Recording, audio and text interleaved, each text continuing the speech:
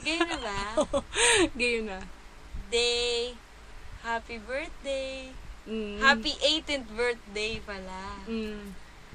Dalaga ka na. Ako na lang naiwan.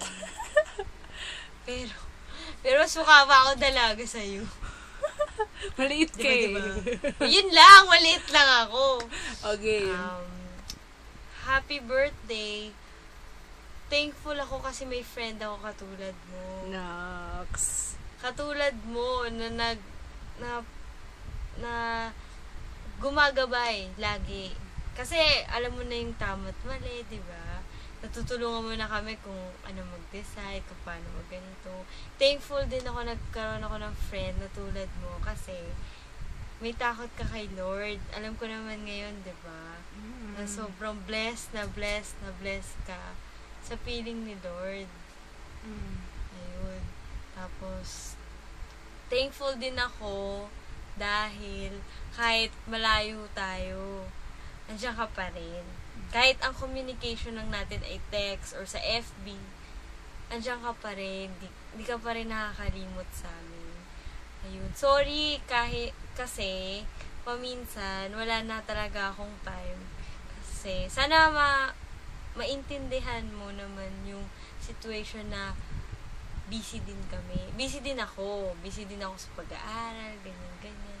Tsaka sa school, lalo na sa school, busy ako. Tapos pagdating sa bahay, syempre, homeworks na lang. Ayun. Day, wag kang magtampo paminsan hindi ka namin nati-text. Lalo na ako, hindi na kita na iti-text. Unlike before, na nung times na bago pa lang tayo. Pero ngayon, di ba matagal na tayo, alam ko naman na naiintindihan mo din ako kahit papaano. Ayun, thank you, happy birthday. Ito, ano ba yun? Enlargement. Joke. Enlargement na moves.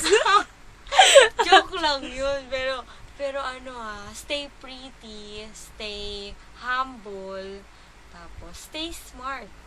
Talinong bata si di ba? Oo. Ayun. Tsaka masipag yan. Parang nanay. Tsaka, huwag ka masyadong magseryoso muna sa mga bagay-bagay. Para kasi lagi ka na kasi mama. Serious. Serious lagi. Ayun, maging masaya ka sa amin. Sana naman, iti-treasure mo yung friendship natin, di ba? Forever. Love na love kita. Sobra. Thank you. Bye-bye. Para